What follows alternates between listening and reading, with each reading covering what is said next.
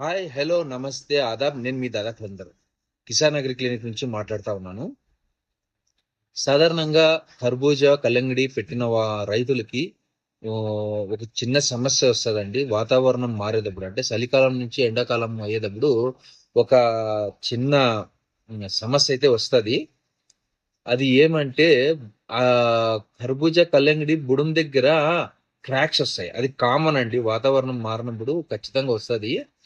ఏదైతే రాత్రిపూట్ల ఉష్ణోగ్రతలు 19-20 డిగ్రీల లోపల ఉన్నప్పుడు, పగలుపూట్ల 30 డిగ్రీలు దాటినప్పుడు ఈ సమస్య ఖచ్చితంగా వస్తుంది. దానికోసం మీరు ఎటువంటి టెన్షన్ తీసుకోవద్దండి. దానికి ఏం చేయాలి అంటే రోకో M45 ఫస్ట్ స్ప్రే చేయాలండి.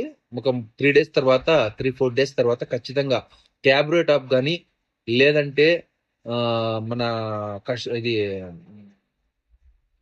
కొసైడ్ కానీ, కడ్జెట్ కానీ, ఏదన్నా ఏదన్నా ఒకటి తీసుకొని ఈ యాంటీ బ్యాక్టీరియా టెట్రాసైకిల్ కానీ ఏదన్నా ఒకటి ఖచ్చితంగా మిక్స్ చేసి స్ప్రే చేసుకోండి. ఈ ఏదైతే ఈ క్రాక్స్ పగలడమో కంట్రోల్ అవుతాయి.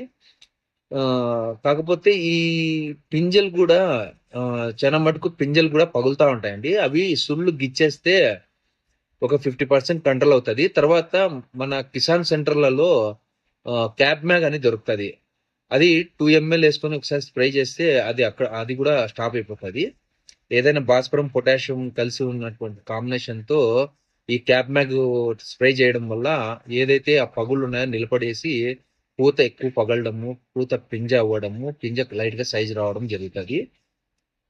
ఎవరికైనా ఇంకా ఏమన్నా డౌట్ ఉంటే కిసాన్ సెంటర్ సంప్రదిస్తారని ఆశిస్తున్నాను. ఇంతటితో సెలవు. Please subscribe.